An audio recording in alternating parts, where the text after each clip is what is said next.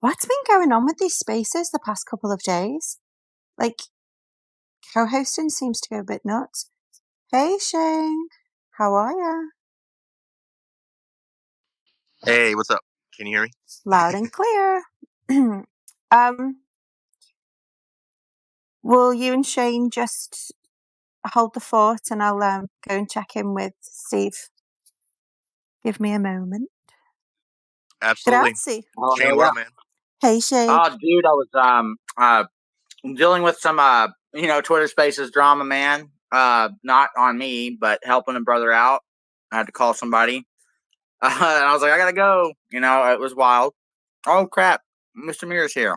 So, yes, Steve has joined the space. So, I know everyone's super busy. Hiya, Steve. How you doing?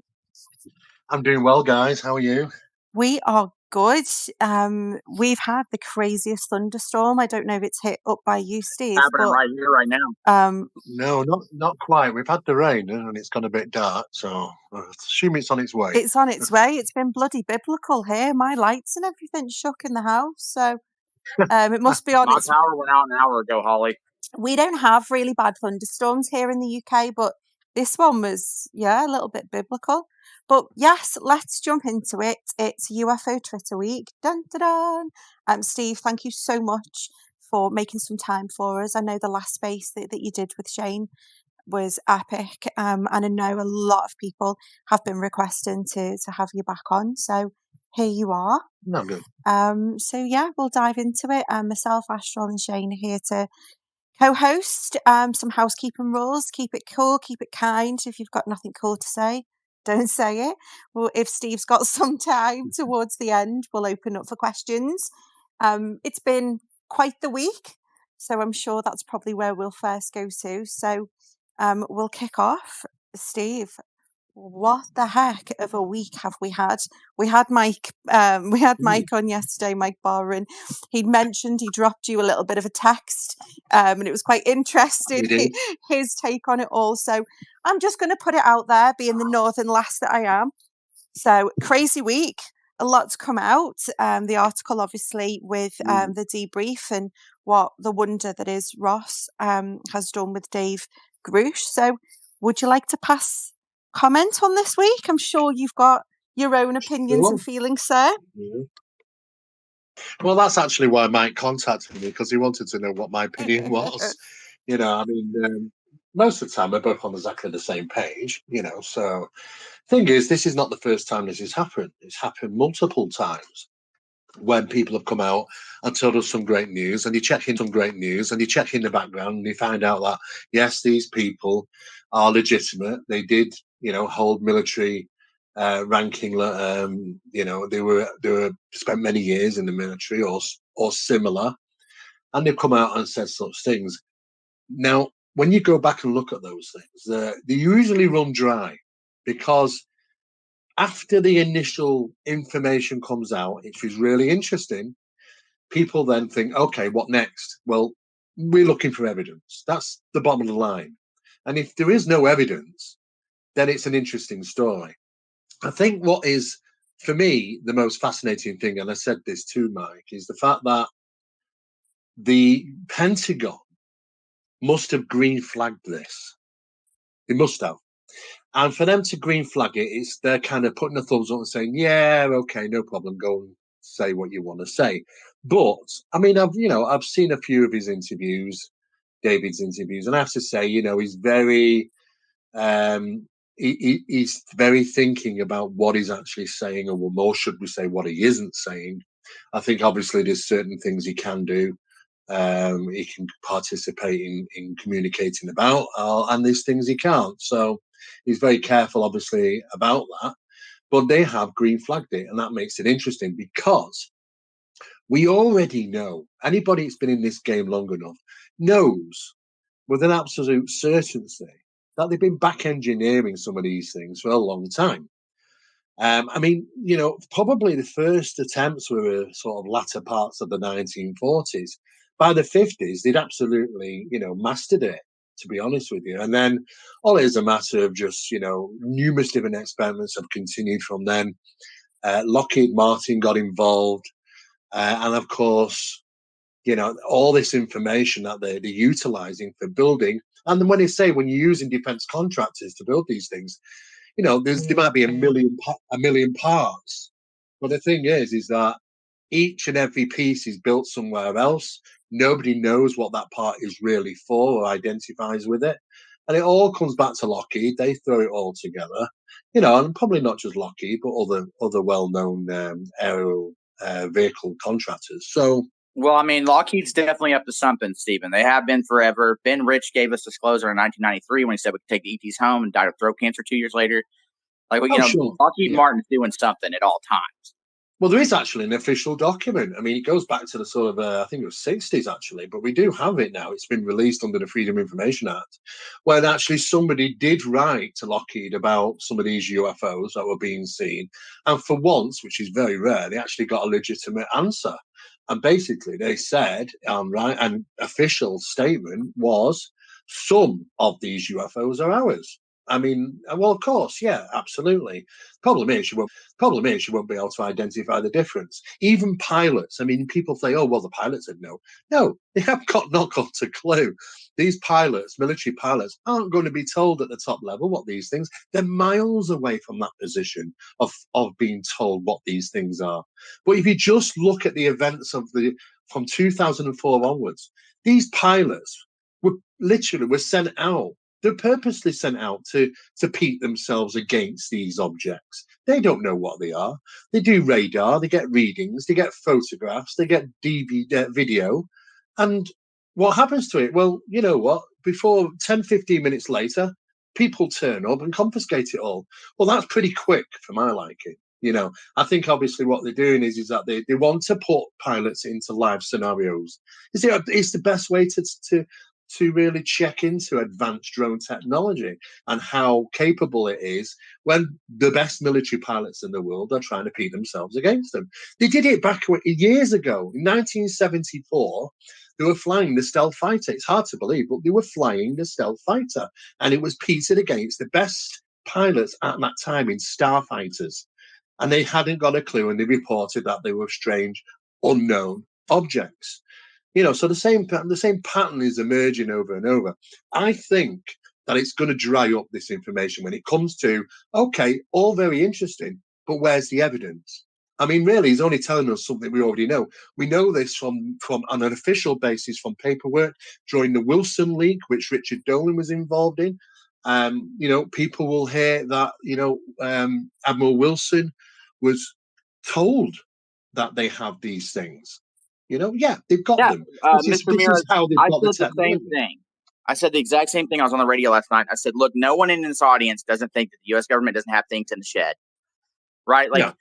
We all know that they do, even if it's just advanced human tech, right? I mean, we all assume that even it's probably more than that. So where's the evidence? It does come down, like you said, it comes down to the one thing. Where's the evidence? Where is it? Well, the thing is, there is evidence. And the evidence is people are seeing them, but they think they are extraterrestrial in origin. A lot of them are ours. Some of them are definitely not. But a lot of the things that are being seen are. And they can get away with flying them anywhere because, they don't mind people saying they've seen a UFO. It gets them exactly what they want. They're not pointing up and saying exotic experimental craft flying over. They're saying UFOs. And then they love that. That's fine to them. So they can fly them anywhere, wherever they want for people to see. They don't really care. And be honest, these things are being seen. That's the evidence. But the problem is that people don't recognize that these things could be our technology. There's so many people that's come to me and said, it's absolute rubbish. I mean, the Tic Tac is traveling at thousands of miles per hour. Some of these objects. Well, yeah. And they said, well, you know what? There's no way we've got that technology. We can't do that. Well, actually, yes, we can. I mean, there's a little bit, you only got to do research, a bit of information. If you talk about David Adair and his rockets, back in the latter 60s, this rocket he created, which was a fusion engine, is a containment engine, literally like the power of a star inside it.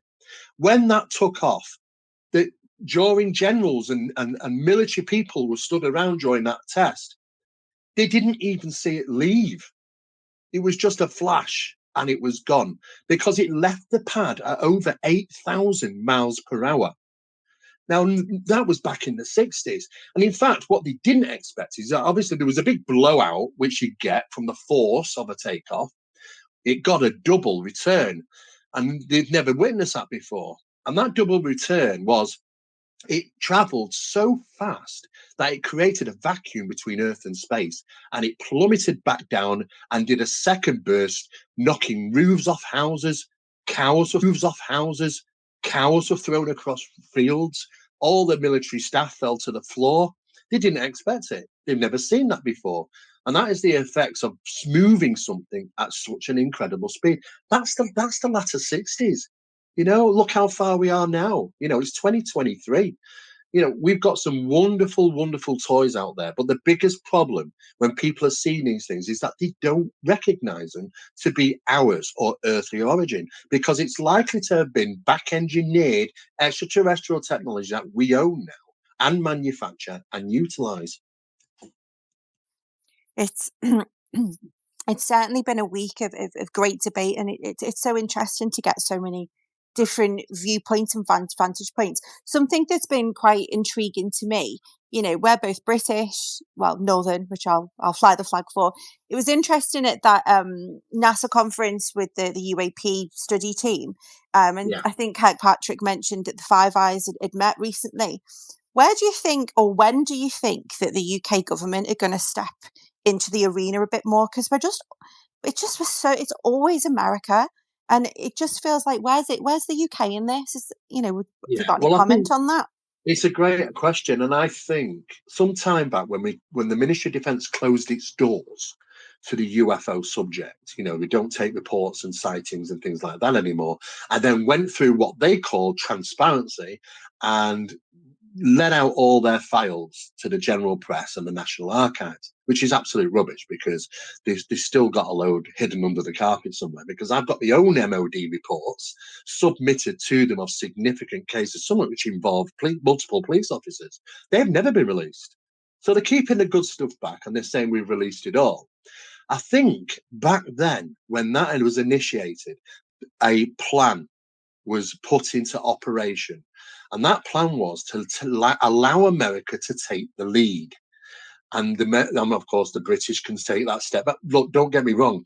We are intertwined with America more so than you could ever think. I mean, I was told many years ago by a member of the Ministry of Defence that if you dig deep enough in UK soil, you'll hit American soil. And that told me a lot, that really what's going on in the background is these hand-shaped pairs, detailed,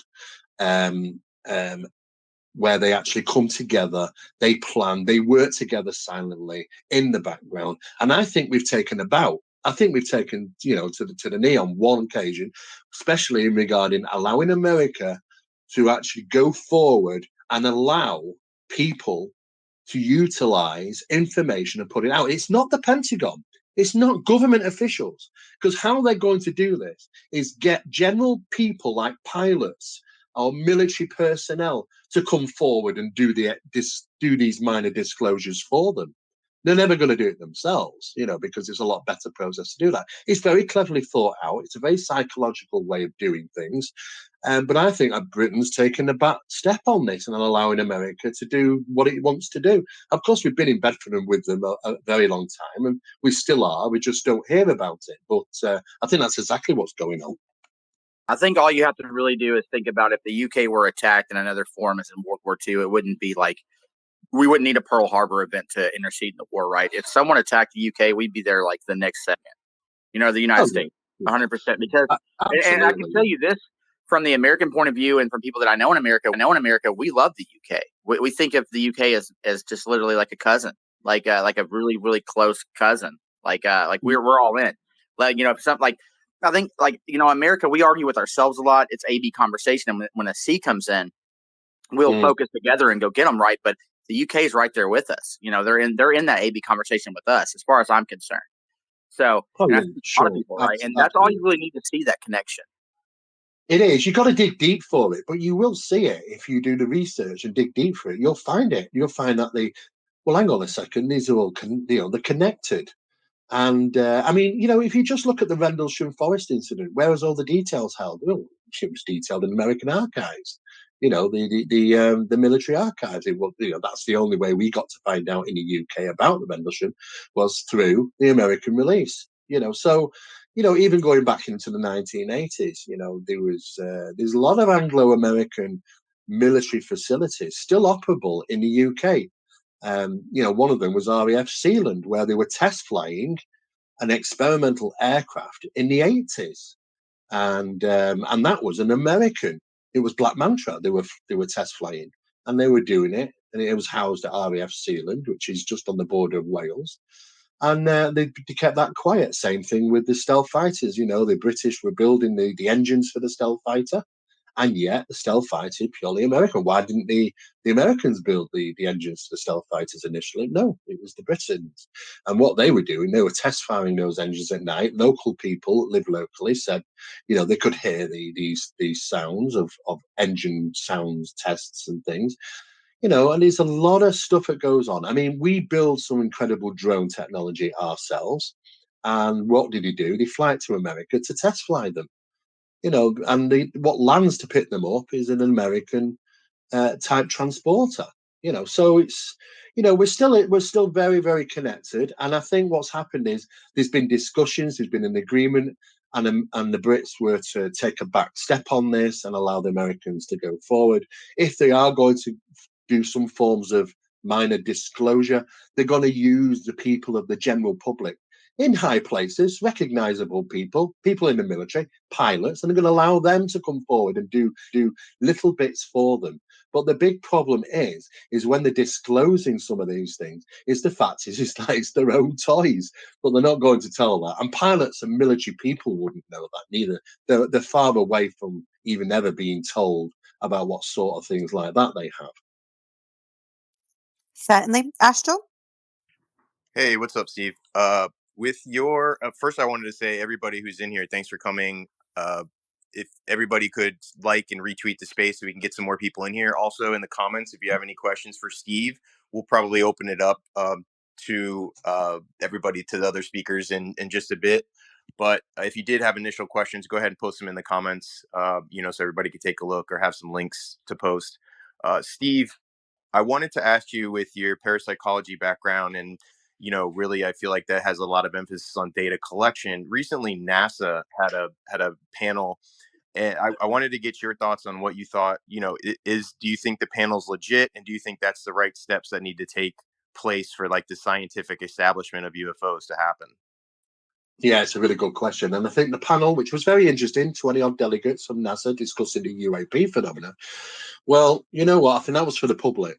It's to allow the public to understand NASA's stance on this matter as it goes. But what you don't get to hear about is that NASA have actually got their own investigation team that study the UAPs.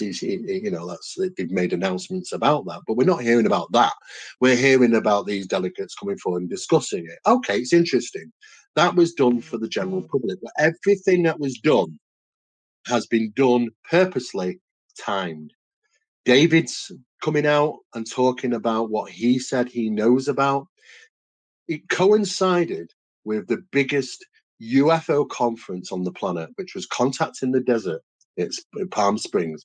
It was happening. It happened whilst it was there. He came out and said this on the news. Perfect timing with NASA. It generates interest. It generates the public. It gets them going, gets them thinking, gets them asking questions. I guess they want to do that. They want it in the public eye so much now that it's no longer the elephant in the room when you talk about UFOs. It's such an interesting one to me. I've been in public relations for 15 plus years, and part of my craft is about timing. It's about when you release information, how you release it, and the medium in which you engage audience of people. And if I take my UFO head out of it and my experience head out of this, when I look at it objectively, this seems like an extremely well thought out campaign. And I'm so glad that you've kind of touched on that, because I was really thinking about the timing of all of this too. It's all too, for me, my opinion, Sorry, my dog's deciding to join the conversation, barking in the background. Sorry. But to me, it does feel like that it's planned. The timing is planned. And I don't think I'm the only one in coming to that conclusion. And I'm quite intrigued to see what the next drop is. I know that the hour special with Ross on Sunday, which I think, that news channel is going to have an influx of a new audience. But, what do you think's next, Steve? Well, I think next is going to be much more of this. I already know in the pipeline what videos are coming. There are several other video releases coming from the Pentagon. I already know that. Well, they're not coming from the Pentagon. They're coming from associates of the Pentagon, which have had them green flagged to release. The biggest problem with the Pentagon footage is that, yes, they're filming craft. They're unidentified to the pilots, but then you know what? Some of it's stupid because some of them are balloons, like Batman balloon and stupid things like that. But the general public wouldn't know that. They'd look at it and go, wow, that's really interesting. The bottom line is that they're recording experimental aircraft which are being utilized and practiced in that particular area, because it's like the new Area 51, that location. It's out at sea. You can't see anything from land. It's too far beyond the horizon. It's a no-fly zone for any other than military aircraft. It's a naval practice military zone, so there's no other ships in that area. It's actually better than Area 51, because people would at least drive towards it and see things in the sky. It is perfect. This is where these are being test flown. And of course, it's perfect to test pilots with them. And this is what's happening on a regular basis. Now, I think it's all perfect timing. Are you right? I do. And it's no different than when the Pentagon first came out. I was very reluctant to believe exactly what the situation was. Turns out that the audible footage of two pilots saying, "Hey, dude, wow, ain't that fantastic, dude," is just utter rubbish. And I know that from an inside, because my uncle used to be a Top Gun trainer. So, he listened to it, he just bawled out laughing. Everything is absolutely recorded in the cockpit. And he sent me a recording of how pilots talk. And what they say the size of this object, they say the speed of this object, where it is. They give a full visual as they go round these objects. And there's no, "Hey, dude, oh, it's great, oh, brilliant, oh, it's spinning, oh, it's turning, dude, amazing." And you don't get any of that rubbish. But the Pentagon said the videos are authentic. What the Pentagon didn't say is the audio was authentic. The audio is not authentic. These have been put forward purposely to entice human behavior. And that is a very clever method, psychologically, a very clever method of inciting interest in the subject. Then what did he follow with? How much the threat they are. They're a threat, they're a threat, they're a threat. For months and months, all I was hearing was threat, threat, threat, threat, threat. This is a phenomenon. It's been with us probably as long as we've been on the earth. I can't see them being much of a threat, unless they're actually agendas, and they are some agendas by not us, but the others, that are doing some things which aren't too nice, but it is just agenda to them, as far as I'm concerned, like the Calaris UFO stuff from 77, 78, and other incidents like that where people have been killed or injured. It happens. But in general, when they talk about civilian aircraft and stuff, yes, UFOs spin past them on a regular basis. Some are ours, some are not. But I'm not hearing of these collisions that are happening. So where's the threat?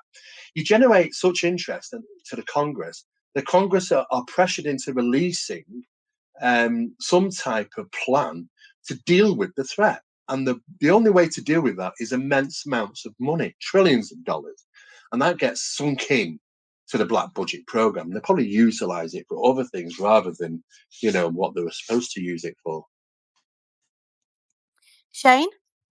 Yeah, I'm gonna 1 second. I'm gonna back up what Astral was saying. I'm gonna say this one more time as like a housekeeping thing.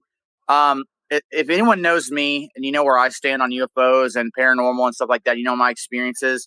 I strive to be like this man that's speaking right now. He's speaking from the heart. He's speaking real. If you want people to understand what's going on, really listen to him. Link your friends. Get people in here to listen to this dude. As far as I'm concerned, and you can take this however you want, UFO Twitter Week doesn't get any better than this moment right now for me. And if you know me and you know how I follow, then get people coming here and listen to this man talk. Stephen, I've had a lot of experiences come to me about having these dark moments in their homes and things like that, and I've led them to the same thing you told me was to get iron rings. I have ordered some because I'm They're like, not, I, they're I not literally easy, have are they? sleep. They're What? not easy to get hold of, are they? Iron, it's easy to get Good, hold of, good, all good. the nickel and steel and all these other things. But iron is Pure not iron. exactly easy. Yeah, it's not, man. And that's what I said too. I told someone this last night when I was talking about the iron rings and they're having problems in their home. They were an experiencer and they're having really weird issues with them and their sister. And I said, do you think it was easier for a church back in the day to build a wood fence or to build an iron one? You know what I Yeah, mean? Like, Shane, obviously, they went out of their way. let's just back that up a little bit for those that might not have been in that awesome space that you put together with Steve last time. So just provide some context, because I know there's a couple of people that might not know what you're referring to. So do you want Yeah, to provide yeah. that? So I'll back it up a little bit. I'll let Steve take it. But so iron keeps the being, it tends to be a deflector. So, like, if you look at churches from the UK in the past, or just churches in the past, they had iron, they have still today, the ones that are on iron gates. The graveyards have iron gates, iron. And these beings tend to take iron from your body or and stuff like that too. And this iron on your, like, if you wear iron, it tends to keep, or if you have high levels of iron, even in your blood, it tends to keep them away. Am I correct in that, Stephen? Can you go absolutely. into Yeah, more I mean, detail? there's so many things you can do to help. If you'll find that most people are having negative experiences in the home or wherever be, is that they usually have a low iron count. I would boost your own system by, you can actually drink iron water. It's good for you, And in the ancient times, that's what they did. We can still buy it today. You can buy it on Amazon, But just replenish your iron. When women are having most of these most terrible abduction experience, the most traumatic, is usually during the menstrual cycle when they've got less iron in the bodies. You know, you know, in ancient days, the Aztecs and the Incas, they were quite bloodthirsty when it comes to blood worship for the gods, but they did it mostly with women during the menstrual cycle. This is not, it's known, it's documented. We know now also that UV, ultraviolet lights, bulbs, which you can get in, and just pop them into a small bedside lamp. They're very, very low. You don't see, they're very, very low in voltage. So they're basically becoming LED form now. And they also help. They don't, this is why negative phenomena is more prominent at night than it is during the day. But as I say, just like what you said, iron does somehow suppress the phenomena for some reason. We're not too sure why. We think it's something to do with the resonant frequency of iron. It somehow causes problems with some of the stuff that might be doing. But you know what? I go back in time. I mean, it was utilized by farmers. They used to bang iron rods into the fields to protect the cattle and cows and sheep from being taken or mutilated. The horseshoe, which we think is just a lucky thing, no, it's iron, it's placed over doorways and windows and things to ward away the bad spirits. Iron nails were placed around beds and things to keep night terrors away in medieval times. If you talk about the Middle East, most of the time to utilize it against the jinn, again, same sort of thing. Well, we were using hematite. Hematite is about 90 odd percent iron. So it's iron all the way. In Ireland, ancient Ireland, they used to put iron across cribs from children from being abducted. It goes on and on and on back in history. So all we've done is if we brought something old and brought it into the presence of the new and modern times, and I'd say, look, drinking iron is good. You can get it in water supplement. You can also eat And shrimp. You can eat like seafood. It will also increase you your iron can, drastically you quickly. can.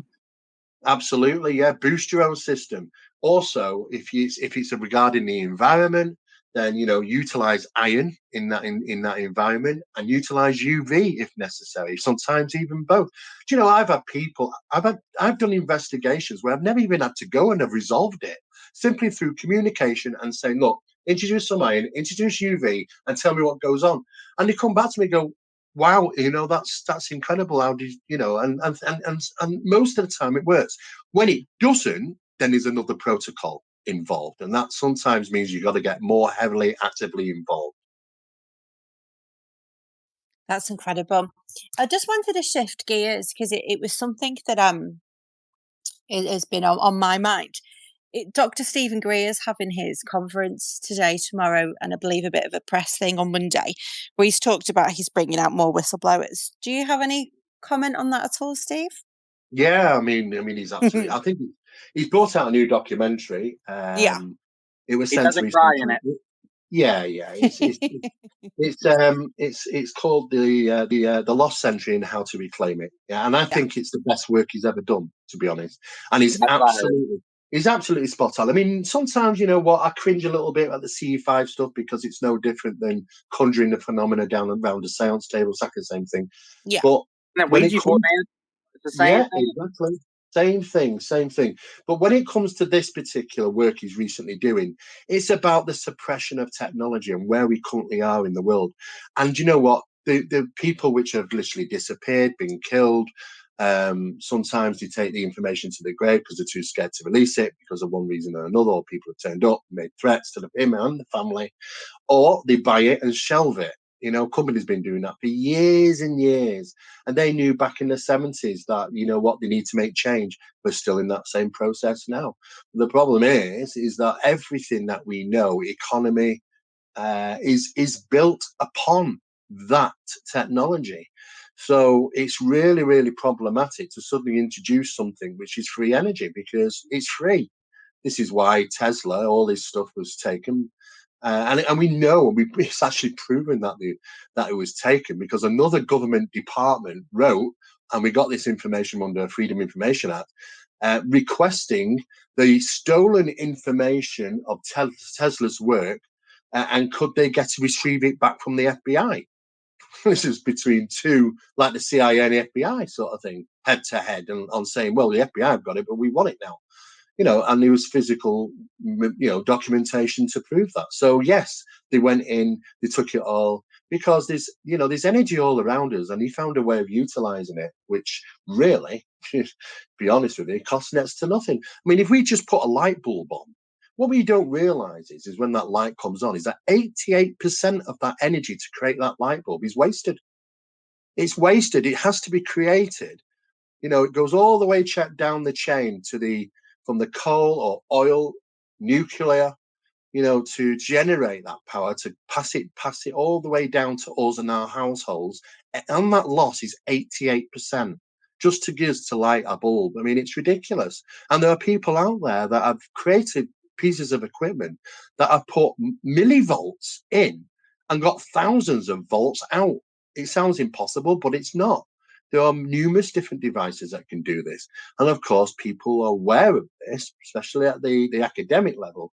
But you know what? They don't, you get shut down. And there's no way battling this system because the big wigs are involved, the big companies are involved, there's massive amount of money involved, they're very, very powerful, and the secret is very secret. Wow. Shane? Yeah, I'm literally like, man, like I can't. I just like every time you talk, Mr. Mera, like you know, I was homeless for a while, dude, and your videos got me through a lot. And when it, look, I'm all for a Greer redemption arc because when I got into UFOs, it was Greer that got me in it with his original documentaries, and I'm all for that. Like, I'm all for everyone just trying to. We all need to come together and figure out what's going on, right? And that being said, you have done some of the most wild, longest research ever. And I have talked to so many prominent individuals that, and I'll say, do you know who Stephen Mera is? And they say no. And it's usually people from the US. So I'm like, oh my God, like, do I need to buy a billboard in LA? Like, what do I need to do to get you out there, man? I'm going like, to pay you to put a sandwich board on, Shane, with oh, Steve's dude, face.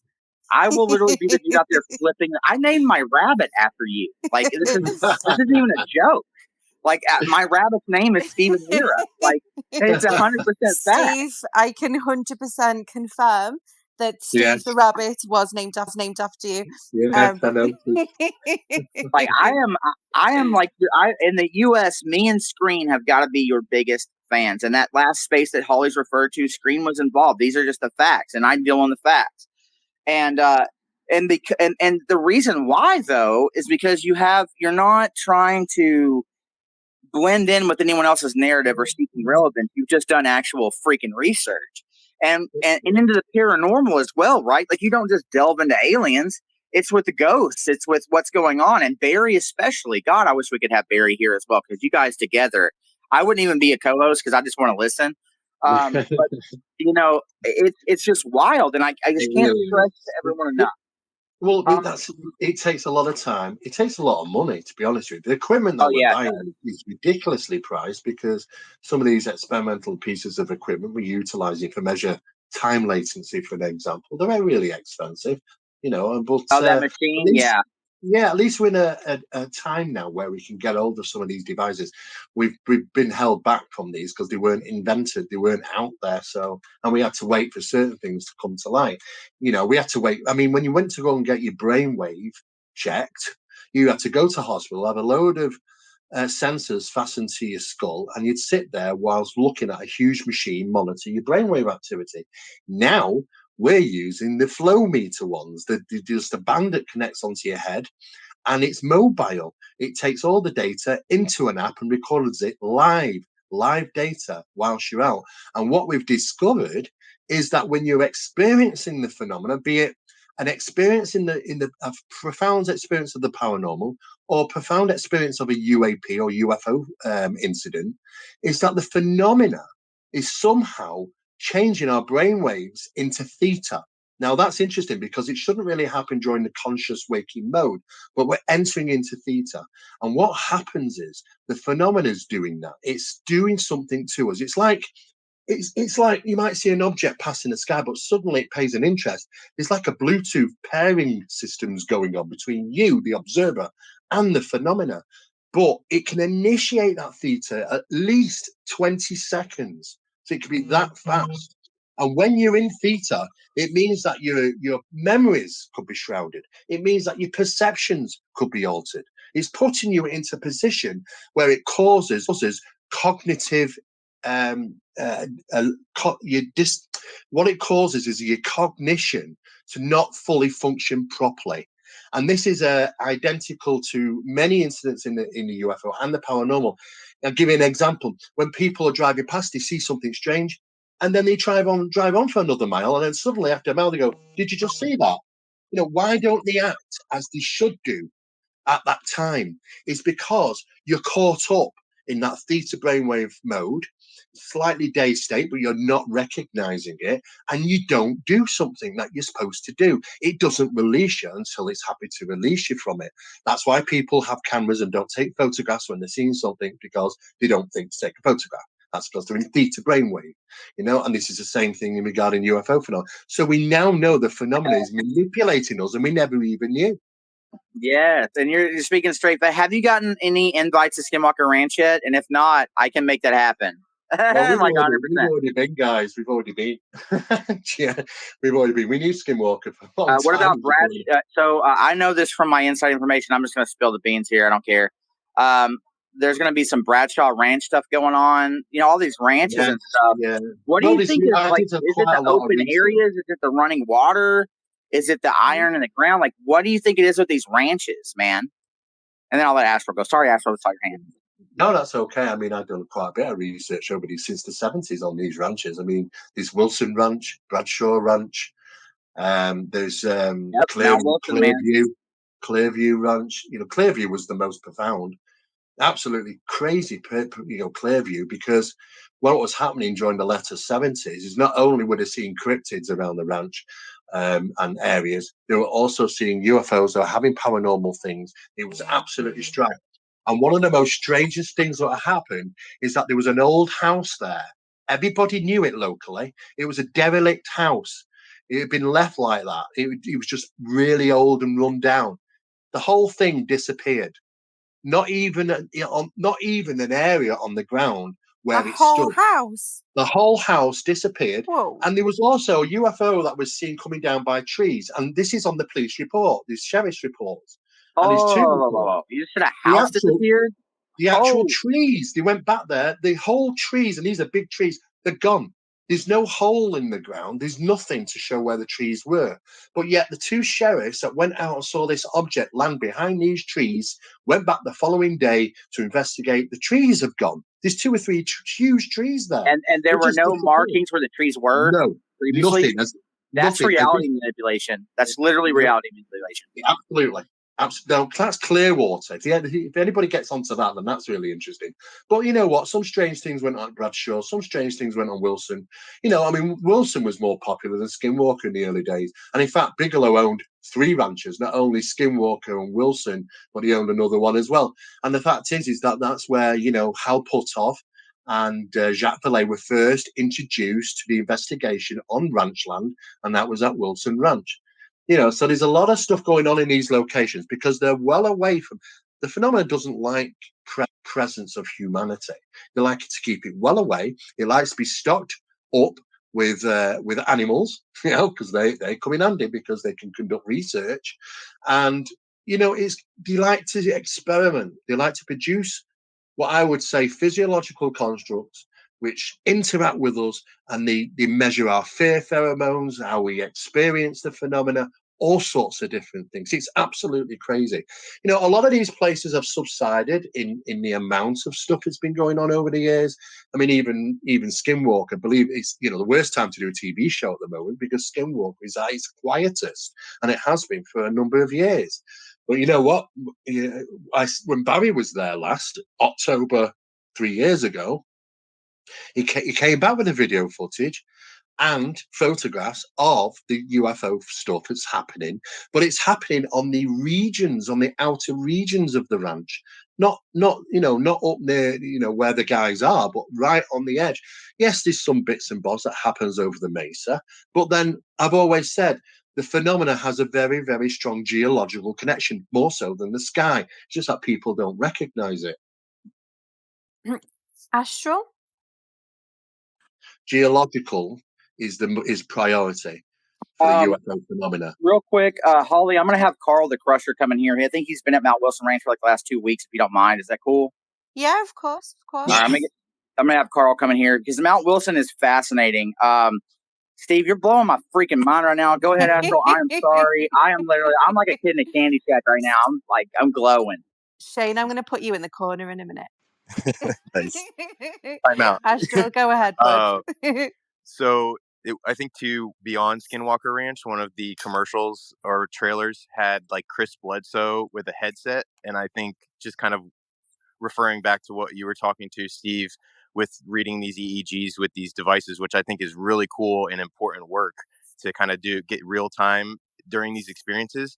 Are you using just regular, like a group of regular people, or are they people who are going out and like intentionally trying to make contact or see something happen?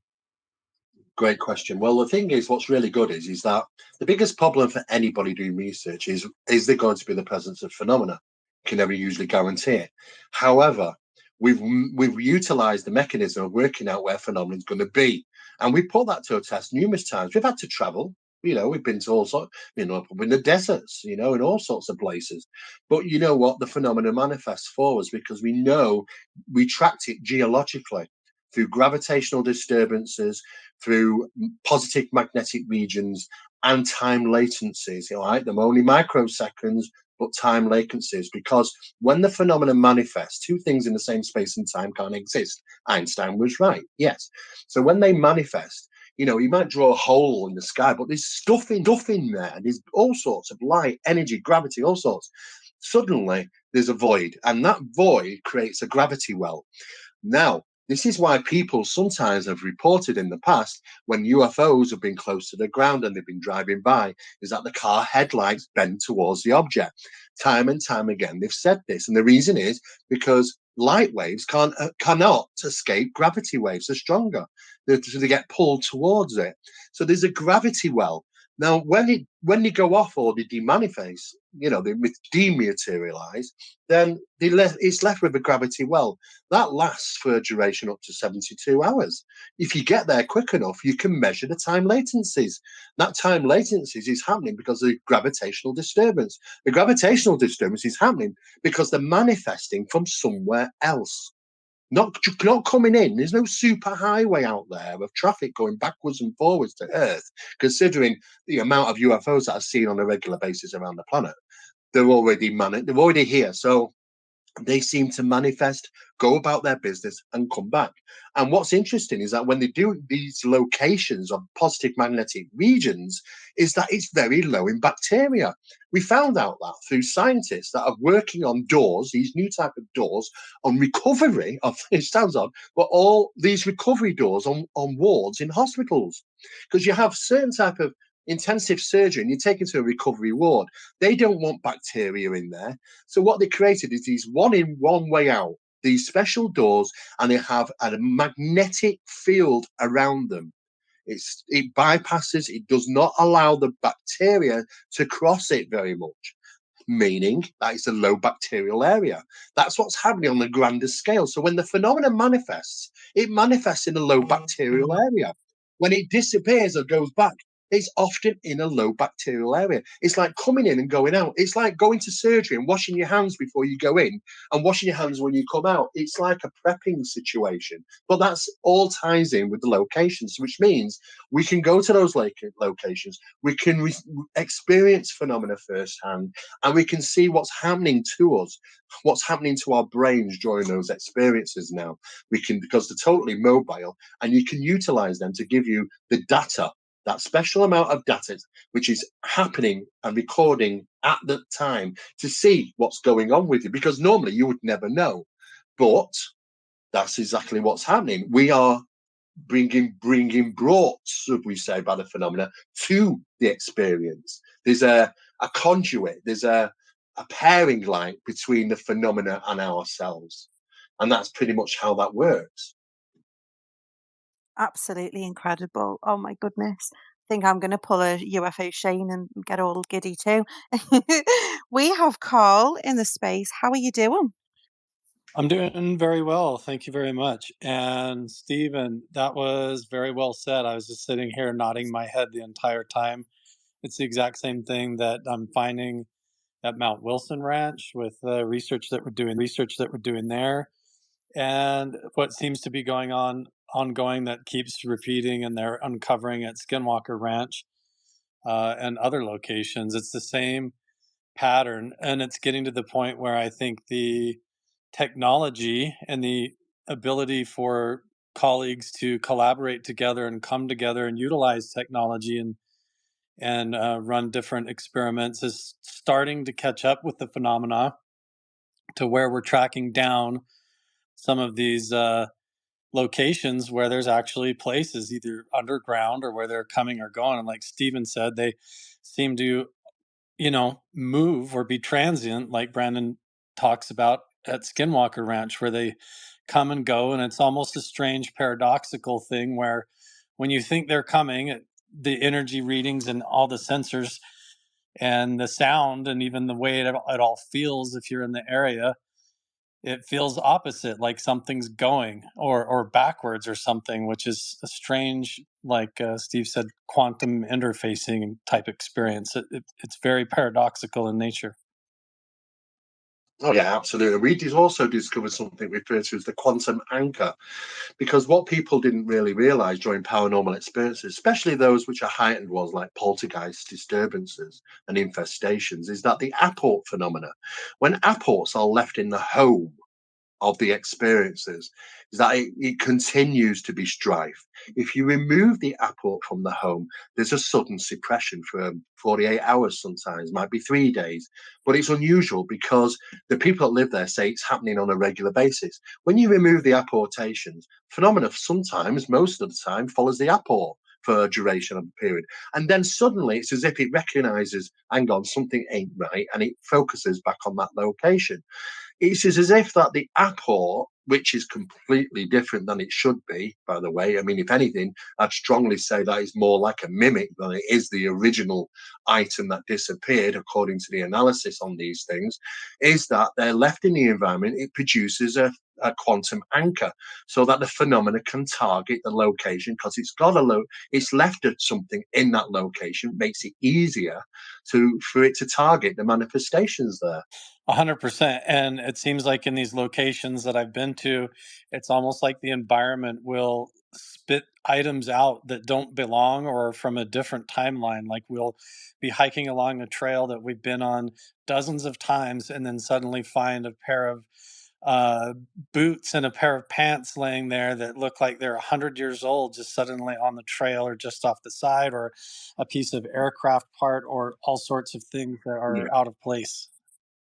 Well, these things do happen regularly, yeah, because when they are materializing and dematerializing, the process in between, that limbo effect, as to where did he go and what happens to them, what tends to be happening is that there is obviously time involved. I mean, we knew this back years ago when we did, when skull experiments took place in the UK, which was a very advanced form of instrumental transcommunication with things of, well, they weren't certainly spiritual. I would say that they were probably more profound entities. Is that a newspaper was apported, and it was analysed by the best people in the world, and it was an original newspaper from the 1930s, on 1930s news, on 1930s paper with 1930s ink. It was legitimate, but it looked like it just come off the press. But what was interesting is that newspaper aged 500 days per day. 500 What? days. That newspaper aged 500 days per Yes. day Yes, afterwards. that's the same experiment with the rat, correct? Absolutely. And we've had Yeah. that in locations with pots of coffee appear that weren't there, and packs of cigarettes, and even like I said, the cowboy boots with the pants. That's something that just happened to Jeff and I at Mount Wilson Ranch about 2.5 weeks ago. And that kind of stuff occurs all the time at that location. It is, and it happens a lot. It's happening a lot in these national forests as well. If you follow David Palladie's work, and I follow it because I have an interest, because these areas are in positive magnetic regions, and the disturbances go right across the full spectrum of all paranormality, is that the manifestations of these things, they're so profound. Some of these things, when they look like they're brand new. They just does not make sense. There's no dirt marks on the soles of the feet of the shoes that have been found, as if they've come straight off the shop shelf. But it just doesn't make sense, some of these things. But you are right. The time is involved in a lot of these manifestations. It is crazy. I just wanted to pick up on the this positive magnetic regions stuff. I know you've kind of touched on it a little bit, but I don't know if you want to expand on that for our listeners. What does that mean? Sure, yeah. I mean, what we did is that we wanted to. We did an experiment, and it was only because we managed to get hold of and access 3 different satellites around planet Earth. One actually is going around, is mapped the moon as well, funny enough, which we also looked at later on in our research. And these are specifically mapping all the time of gravitational disturbances, positive and negative regions on planet Earth. So what we did is we thought we'd bench test it. So we looked at the first 100 cases, the most profound UFO cases in the world. We picked 100 from 1,000, and we looked at them. They were every single one of them was in a positive magnetic region.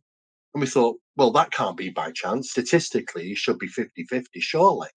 But you know what? Every single one we looked at, Hobskinville, Travis Walton, you name it, they're all in positive magnetic regions of 250 nanoteslas or above. And I thought, that can't be by chance. So we started to look at a grander scale. Now we're into 1,000 of these things. And it was such a high amount, we thought, okay, that can't be by chance. Then, whilst we were doing that research, NASA announced that they found what they refer to professionally is diffraction regions. Now, these diffraction regions, electron diffraction regions, is a name for a portal. And they agreed that, yes, some of them are sustainable, some of them are very large, some of them are small. They don't know where they go to, they don't know what happens. Yet they did launch 5 satellites from Earth to look at these portals. And I heard a rumor that one of them, they would have sent one through, and it appeared 93 million miles away near the sun for just a microsecond before it literally exploded and burned up. But it was enough time to receive a signal back to say where it was, and it tracked it to 93.2 million miles away, which is towards the sun, which is almost as far as the sun is. Now, that's a rumor. I can't confirm that is actually true. But if I have 5 small satellites I can move through space, I'd probably, being a scientist, would be, okay, there's a large one. It's sustainable. Where's it go if we send it through? I mean, that's what I would do as an academic scientist. I'm sure they probably would have done. So I still don't know if that's true or not. But what is interesting is that the fact that they say they existed. Now, I believe they also exist on the actual geological ground levels or atmospheric levels of the planet. And I think that I was told that the American military knew about this in the 80s because they were investigating areas of phenomena manifesting the UFO phenomena, which they clearly term UAP now for some reason, manifesting in these locations, and they were investigating them. There's a massive, massive one of concern taking place now in South Africa. So they're concerned about that, and they're using equipment to measure it and stuff. But the phenomena is manifesting in these key locations. So I utilize satellite with my colleagues to work out the likelihood of going to these locations and experiencing phenomena. But you've got to tick a few things off. The first thing is that there's no people around. These are areas like the desert, Arizona. And we've got some wonderful photographs what Barry took in Arizona from the phenomena. It was amazing, and which interacted with him. And we go to these locations and we experience the phenomena time and time again. So we kind of proved it by, going there, experiencing it and thinking, okay, yeah, there's something going on here. But, magnetic regions don't move so much. They're like a bit like a heartbeat. They go bigger and smaller over a period of time. But the higher and more potent that positive magnetic region is, seems to show that there's a connection with the amount of manifestation of phenomena that's taking place in those locations. Incredible. I'm like sat here going, what was it? Just shifting over to Carl a sec. And thank you so much for joining us on the fly. Given the points Steve's just made there, you guys are experiencing similar stuff at these ranches. Do you have any sort of commentary to add to that? Yeah, I think what he was mentioning about the magnetic effects in the electromagnetic field of the earth or magnetoelectric field, however which way you want to look at it, but the evidence there also says that not only did the government take a lot of interest in this for decades and try to zero in on these X points or hot spots or these locations where, but I would even say that indigenous people and Native Americans going back hundreds, if not thousands of years, there's evidence on their wall art and rock art all over the world where they're building stone circles and stone hinges and pyramids and standing stone walls and things like that, almost in efforts to amplify or tap into or control this type of energy. Maybe there was a timeline of Earth where these things were more amplified, or maybe I also theorize that just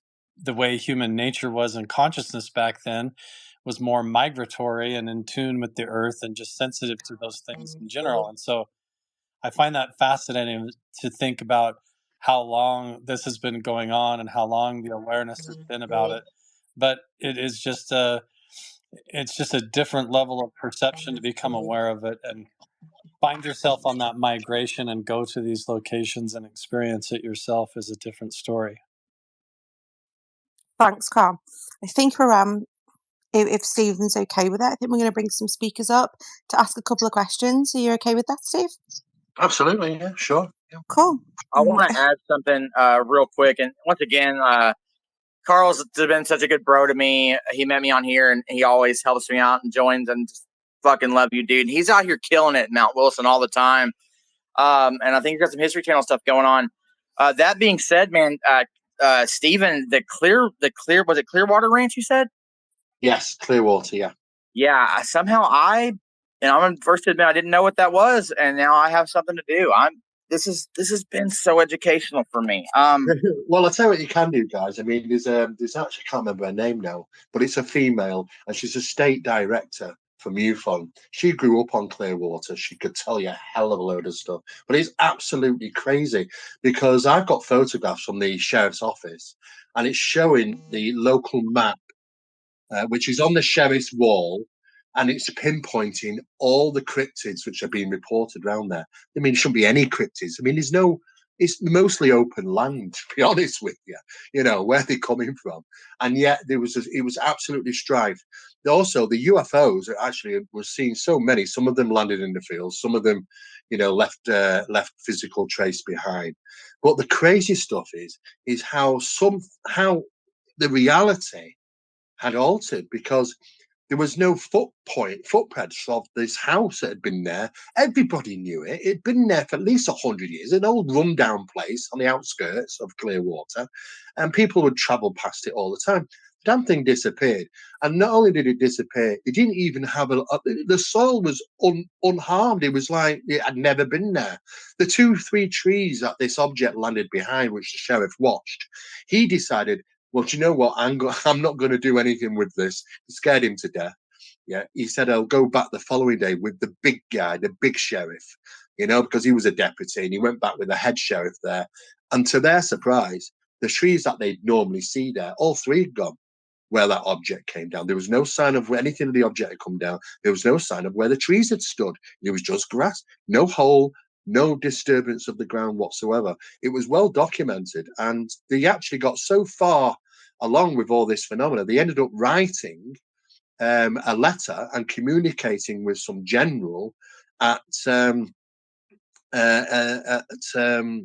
part of NATO. It was NATO they contacted, and they wrote back to them and said, "Look, don't do anything. It's all in hand. We're looking into it, basically." And I've got the letter of that. It's incredible. And that went on for so many. What was happening to the people living around Clearwater is that they were getting electronic voices coming out of just like DVP, like direct voice phenomenon in paranormal, just above Wow. you in the rooms. And it was very electronic. They couldn't say it was female. They couldn't say it was male. And they made threatening remarks. They said, look, we don't tell anybody. We don't mind what you're doing as long as you don't disclose. And this is what was coming out from these rooms and Whoa. homes. It was absolutely crazy, guys. If you want to check it out, look out for it. I mean, I can't remember her name. She's a female. She's a MUFON state director. She grew up on Clearwater. She could tell you everything that went on there. It's crazy. I think probably Shane's probably figured out who she is by now, or one of us will by the end I'm literally of looking it up this. as we speak. The power of the Twitter network, I'm sure. Within the next 20 minutes, we will sign, sealed, delivered. Question time. Does anyone want to come up? Do we have anyone?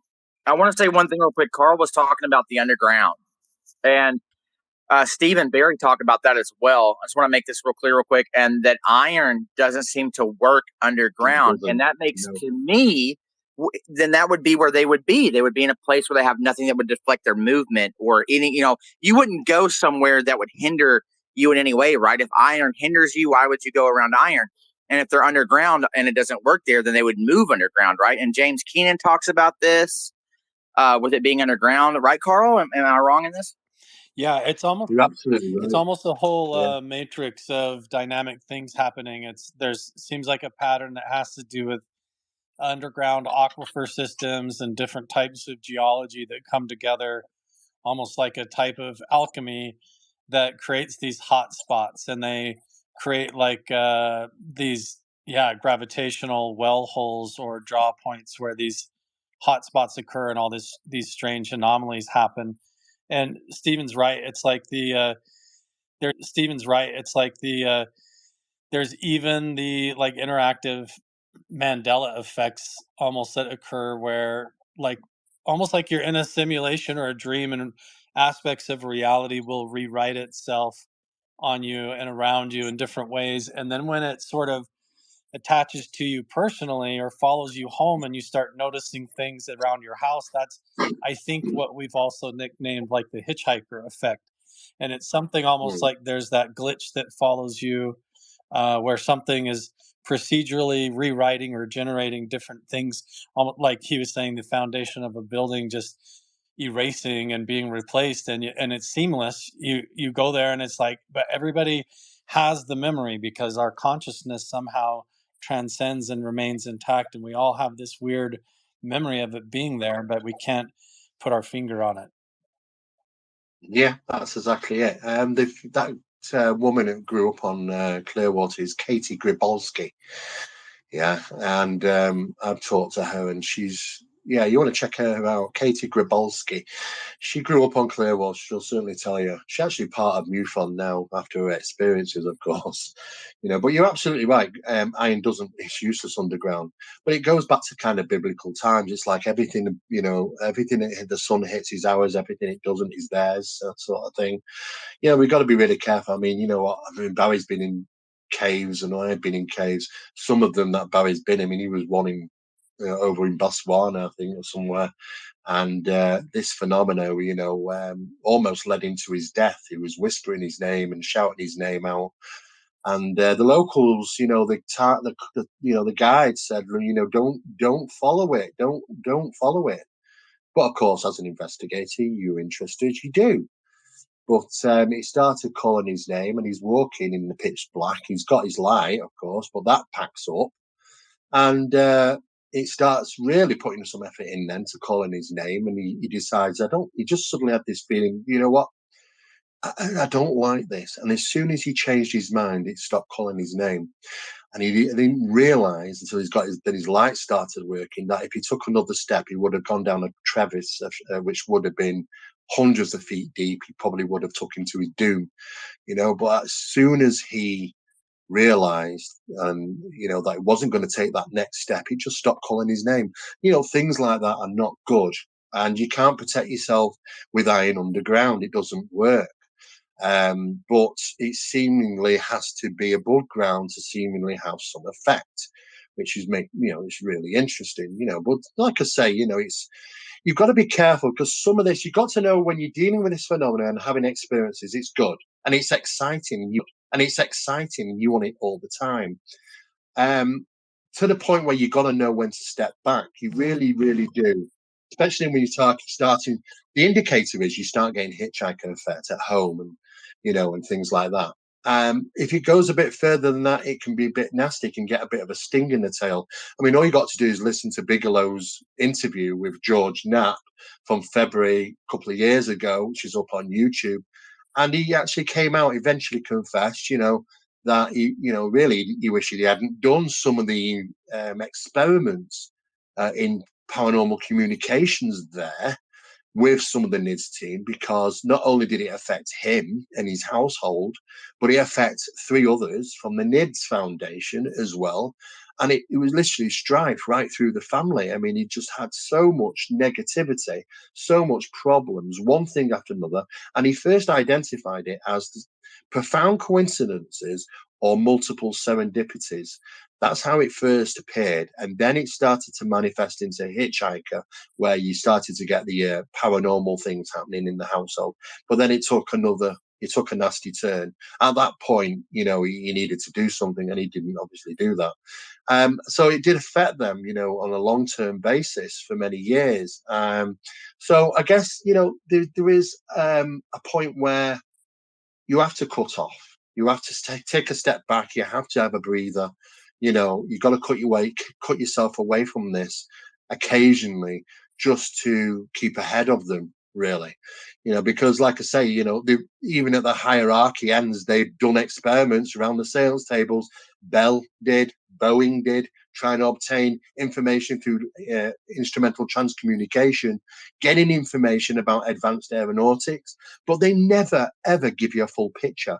They tell you bits, just like they did with the Brill Society, which was the German Metaphysical Society originally. They tell you bits, but they never give you a full picture. And that's why they never really worked some of the German technology properly. Yes, they got them off the ground and this, that, and the other, but they never fully came to fruition. If they did, that would have been the end of the Second World War. Air supremacy would have been done it. We would have had it, to be honest with you. And that's why the Americans and the Brits were so concerned.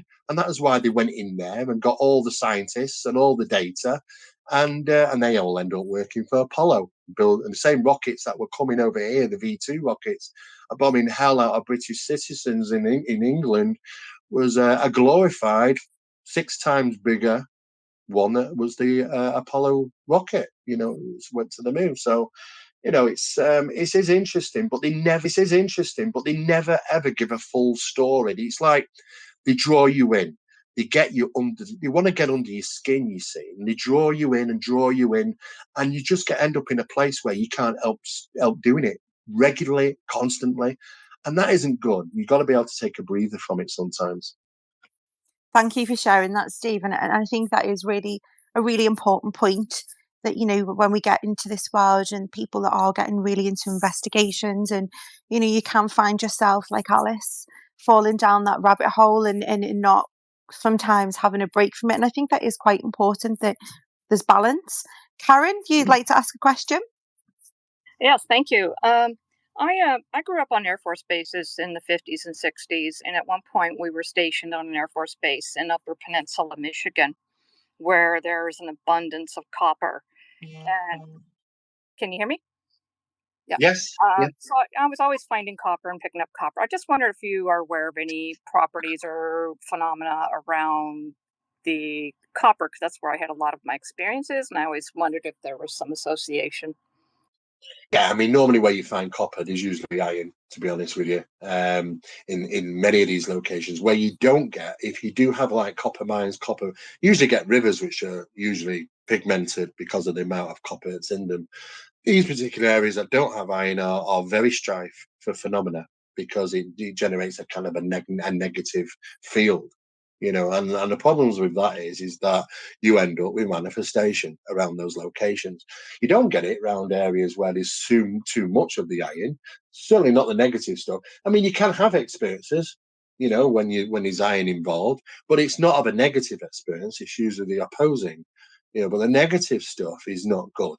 And especially when the phenomena has an agenda to do what it wants to do, be it, animal mutilations, which have had a spate of them in France over the last couple of years. There's 26, 27 horses now, unfortunately. It's a shame. And incidents where people are adversely affected. Beams of light hit them, they become paralyzed. It's incredibly painful, and they have to just endure it. But what's interesting, the lights from the Colaris, the objects, I mean, these objects came from the sea, off the coast of the island, and headed inland towards the villages. It's a place where it's not really places, don't really have much of a military presence. So it's a very good area to conduct these agendas on these villages, and there were so many adversely affected. They had 6 to 11 puncture holes in them, and every single one of them, the iron was taken out of the bodies. Now that tells me that's a warning. The warning lights are going. They're going, hang on a second. They're being prepped for contact here. They're being prepped for something which is not good. Whatever that agenda was. Thank God the military stepped in eventually.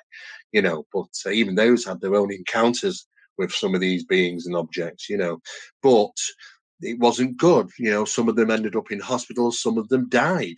And the government, the US government, covered up all that information in regarding Project Preso, or Operation Saucer, should we say, because they didn't want people to know that there is negative sides to it. I mean, I've got a massive list now of people that have been killed or seriously injured by the phenomena. And yet everybody wants to run around nowadays and say, oh, it's all love and light and they're here to help us and save our planet. They're going to save our planet. They would have done it 30 years ago, because we've already gone past the point of no return. That's why all the governments are spending money on looking for the new Earth rather than trying to help ours. As far as I've seen, and I know I lean into you and Barry a lot, and and other people like Carl and stuff, but they're not here to help us, right? Guys, we got 30 more minutes, and then we have UFO Twitter week. We got spaces planned. So if you're up here to speak, if you want to come speak, put your hand up, get your question out there for anybody up here on the panel. Stephen Mera, especially taking this time to come here and just lay down the freaking knowledge. And let's just keep it flowing. I'm going to get you a T-shirt with Steve's face on, Shane. I would wear it every day. Garrett, got a question, buddy? Yeah, I have a question for Mr. Mera about cycles and what he thought about, like, John Keel, for instance, was really big on cycles, and he said if we observe history, we can predict when things are going to happen. And I was reading Our Haunted Planet, one of the books he wrote in the 70s, and I actually sent an excerpt of it to Shane yesterday, where he was talking about like how these paranormal activities are happening at like these magnetic fault lines. And he said a sentence that stuck out to me, and he said significant events happen every 9.6 years. He called it a Fortean cycle. Are you familiar with that amount of time having a significance? And I just want to know what you thought of cycles having a significance on the phenomena. Yeah, sure. I mean, I know the book very well. I was a very keen follower of, not keen, funny enough, but he was right. There are cycles, but it goes further than that, because what he should have done is looked into the magnetic fluctuation cycles that the sun produces across Earth. And you fall into the same criteria of the magnetic areas changing. And what happens is phenomena is induced into those locations of high, usually 250 or above nanotesla. I mean, on a shorter look, if you didn't step into that, then you'd probably look at it and say, okay, yeah, there is cycles, and those cycles might be every nine years. I also know of a 14-year cycle as well in certain areas, but it's the cycle of what's geologically happening on Earth. And this is a geological earthly phenomena. As far as I'm aware, I mean, don't get me wrong, I've been doing this for 40 years now, and my first investigation was 1983. And my mentor said to me, they're coming from some other planet. And I don't think these are coming from other planets. Don't get me wrong. I believe that there has been presence out there, absolutely, because there's evidence of stuff that's gone on in Mars. We now know that there's nuclear isotopes in the atmosphere, which is not normal, and it looks like it's come from, radiation from nuclear blasts, so maybe some type of war or something took place thousands upon thousands of years ago, because it's just left the planet desolated and without atmosphere, and without that, you just turn to desert. But I do believe there's a presence locally to Earth, but I don't think that they're traveling the vast distances of space. I think if they had this great technology, what would happen would be is that they'd find a way to to utilize stars. The magnetic areas around stars are tremendous. It's ridiculous the scale that they have. Billions of nanoteslas. They could utilize stars to jump from one location to the other.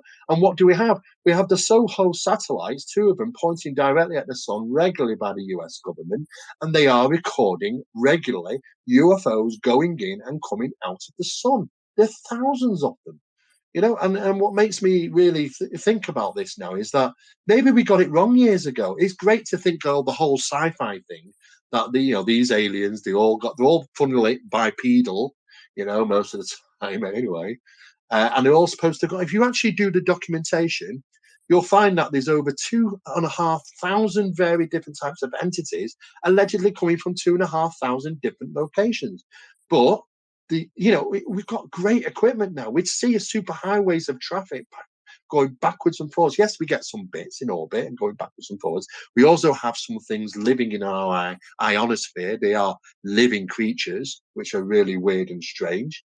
And like I say, there's lots of things that we need to discover. One of those things is that our whole understanding of extraterrestrials is somewhat more interdimensional, and we know that they seemingly are coming through forms of reality.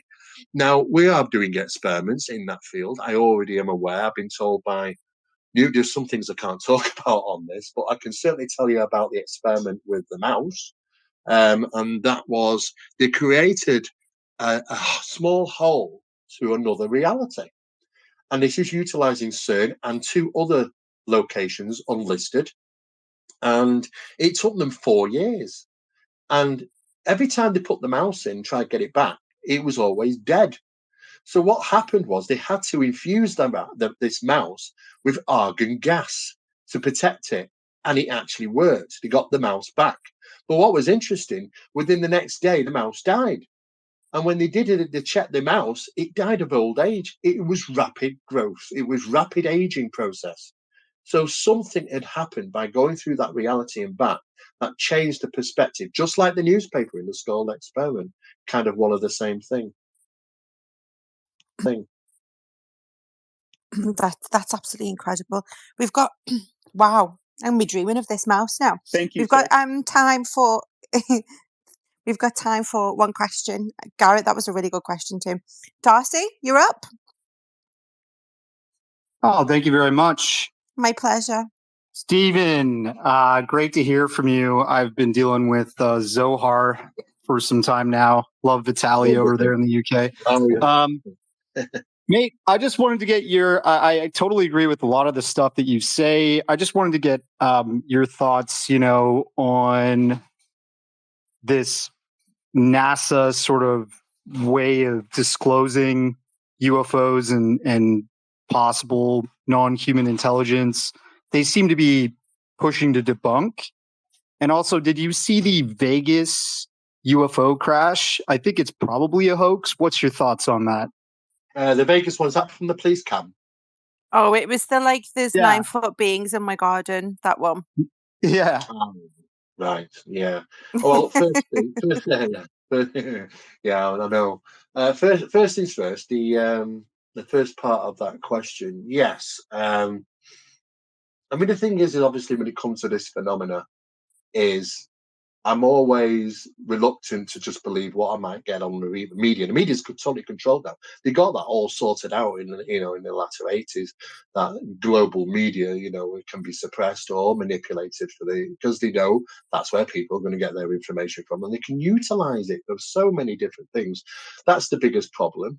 When things are pumped out left, right, and centre by notorious newspapers and teams and massive amounts of media by those that wouldn't normally touch the stuff, then I have to question, okay, and it sounds a bit hokey or a little bit dodgy, or there's a master plan or an agenda is involved. And most of the time there is, and that's what they want to produce. They want to throw in confusion. There's just as much disinformation as there is information across the internet. But you know what? They were told to do this very cleverly. I mean, back in the day, just when we were dealing with the Apollo moon missions, the NASA employed the Brookings Institute to put a report together. And it's a really interesting report if you've never read it. But if you get to the back of it, that's where it really gets fascinating, because it says if they find life of extraterrestrial origin, or the constructions or things they've found out there, then it said they advise do not tell the public. However, it came with a warning right at the end, and it says, you must prepare them, though. And that is when all hell broke loose. That is when, in the 1950s, there was the massive promotion of flying saucer movies, alien movies, and so on. And they got it into the mainstream through television, blockbusters, cartoons, cereal packets, clothing ranges. You can't get away from the subject of aliens and UFOs now. It is a regular daily thing. And that's what they needed to do. They needed to put it in front of us on a regular basis so that we in a sense of speaking, we subconsciously accept it. And now it's working. People say now, well, you know what? It doesn't really, I'm not that interested. It's, if it happens, it happens. It wouldn't bother me. That's job done. They've achieved what they wanted to achieve without telling us. That's very, very clever way of doing it, but that's exactly what they've done. Now the fact is that when things are going to come in, from the third party, be it extraterrestrial or interdimensional, whatever, then you know what? There's confusion straight away, because they're going to bring us up to speed eventually with some of the technologies that they have. And they have to do this for us to cast doubt on what we're seeing, because it's easier to suggest that we have created technology now that can anti-gravity, that does not have inertia at incredible speeds, than it is to believe that we're being visited by beings from forms of other realities. It's so at some point it's got to shift. But at this moment in time, NASA are, and they will continue to debunk. And they know what's going on. They regularly film them on the STS missions, over UFOs, and they know that they're interested in Earth's gravity, in Earth's magnetic fields. They love magnetic storms and thunderstorms, especially the worse storms, the better for them, because they gravitate to it like bees to honey. They just love it. So obviously they're utilizing something from that. And NASA were filming them, and they purposely did because they could work out back then when severe thunderstorms were going to take place. They make sure that they do the launch, and they're going to be up there in time and location to be able to film those thunderstorms and the attraction of UFOs to them. And there's many footage of that happening. There are hundreds of things up there in space. So most of them are small. Some of them are not, I believe, physical craft. They're probably non-physical. There's some very good footage that I've got from Afghanistan, a American military base in Afghanistan, where they shot and hit two of these objects with a missile, and it completely disintegrated. These are objects that are in varied colours, hovering. There was 4 of them, and they were dropping smaller ones, which seemingly phase out as they drop. We've seen them over Mexico. We've seen them around the world. But they just completely disintegrated and then just reconstructed themselves and carried on doing what they were doing. So we have what seemingly is not only structured craft, but we also have what I would refer to as intelligent light forms. We also have some creatures of, well, we could say that are they terrestrial? Are they terrestrial? Well, they're living in our ionosphere. Yeah. NASA's filmed some of them. Some of them are like twisty worms and strange small balls of light. Some of them look like fireflies. John Glenn, the astronaut, said exactly the same thing. They acted intelligently. They moved around his spacecraft when orbiting Earth. So the big question is that there's more than just UFOs out there. There's things of another nature that we really need to get a grasp on. Absolutely incredible. We will need to hot to trot shortly, but I didn't want to miss Screen out. Screen was obviously very instrumental in the last space that you guys did. So, Screen buddy, do you have our final question? I do have to move on at about 1:45 because I, for some reason, have got a billion spaces this evening. So, if you could fire away, that'd be great, Screen. Awesome. I really appreciate it. I'll try to make it super quick. You talk about all the magnetic fields and stuff like that, and I was actually recently watching on Stargate Zohar Brooks Agnew and his stuff on Inner Earth, and there's this pocket of xenon. Could it be that that's where some of this stuff and this metamaterial is coming from, and are these plasma orbs able to possibly like manipulate reality? And also with the family in Vegas, could that just be side effects from a meteor that landed? That's potentially a superconductor, right? Could it be affecting their consciousness in a certain way? And I agree with you. The magnetism and stuff seems to be like the central thing to a lot of this stuff. But I was just curious of your thoughts on that real quick. Yeah, sure. I mean, I'm not aware that any bolide or meteor has had psychological effects on people like that. Of course, we always have to really, really look close at the data and the authenticity and the credibility that's involved in these cases. I mean, I get about 600 emails a day, people sending me all sorts of wonderful stuff, and the stories are really interesting. And I follow up as many as I can. But when you really start really digging into it, evidence-wise, you'll find that there's sometimes misinterpretations. Certain icing has been added to it, which confuses the situation because there is legitimacy of a real incident there, but unfortunately, there's a lot of extra things that have been added to it. So it becomes very, very difficult. I mean, if there's certain colours to these things when they're seen coming down, we have bow-eyed meteors, There which was to this one, Steve, so it's cut across. I believe that it was a bit of it was like a tealy blue colour, suggesting perhaps like a magnesium type thing. yes, That was caught by the police body cam, I believe. Correct that's me if right. I'm wrong, Screen. Yeah, I agree. Yeah, I mean, exactly. some of those colours that we talk about is usually because of what it's made up, and as it's burning up. Iron is mercury, and blue can be magnesium. I mean, and bolides can be green, but we also have to take in consideration is that an investigation by the US government did take place on green fireballs many years ago, and they were really strange. I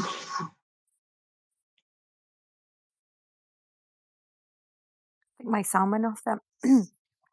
Well, Yeah. guys, I think I'm going to have to wrap up soon. But one thing I did want to touch on, and I'm thinking this is quite a heavily I can't get my words out. I think this is quite a heavily. I'm going to start again and put my teeth back in. So Steve has a fantastic event that happens every year in the UK, one in which I'll certainly be trotting myself around. Steve, I don't know if you just wanted to, before we close, just give a bit of information about the event that you've got coming up later on this year in the UK for any of our Brit listeners. And this space is recorded and it will be shared across of our Brit communities too. So I don't know if you just want to give it a bit of a plug. Yeah, sure, absolutely. The event is called the Awakening Expo. We hold it every year. It's the largest one in Europe. It's been held in Manchester, England, from the 25th of August to the 27th of August. And we have an incredible lineup of speakers. I mean, we have a celebrity turning up who's from Red Dwarf, which is Craig Charles. Annie Scouse, like me. Yes, indeed. And you know what? He's just recently done a television series on the UFO subject, and he does have an interest in it. So, he's going to be there to share some of his experiences and what he knows about the subject. But we've got, Gerald Sims, we have Mary Rodwell, we have James Fox, Jimmy Church is going to be joining us as well, and many, many others. And like I say, what we try and do with our events is make them a little bit more like Comic-Con style, because we want to introduce some of the younger generations to this subject. So we have some amazing props at our events, the big one anyway.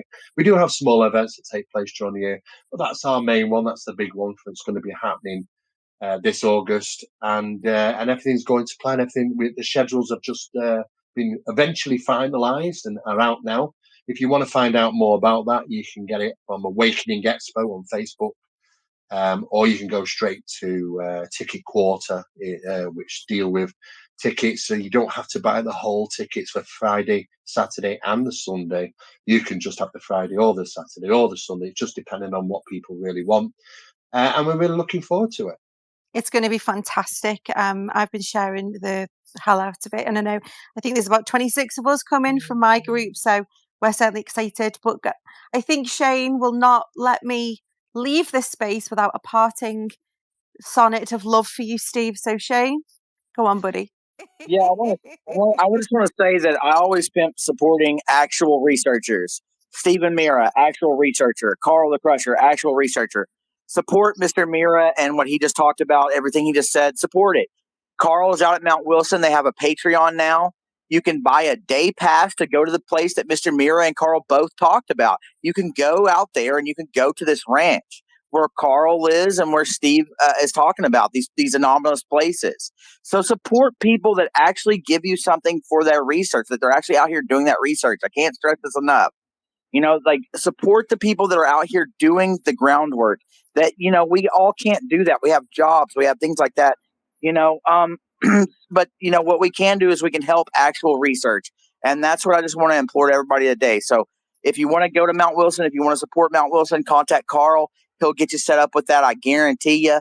And support Mr. Mera and his event. And that's all I have to say. What a wonderful space, Holly. Thanks for getting this together. Thanks to Astral Carl, Screen, Darcy, Karen, Garrett, and of course, Mr. Mera for your time. Once again, man, you murdered it.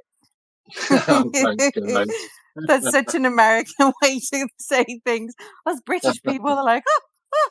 But yeah, I reiterate that, and the work that you've done over all of these years, Steve, is invaluable, and I'm grateful that I get Well, to you call know you. what? I couldn't have done it myself. I have to thank my team. Barry, he's my right hand man, and most people know Barry from Ghost Hunters International, Hmm. 50 odd different countries, years of research in that field. But he's formally his interest is not so much the paranormal, believe it or not, is the UFOs and the ancient mysteries stuff.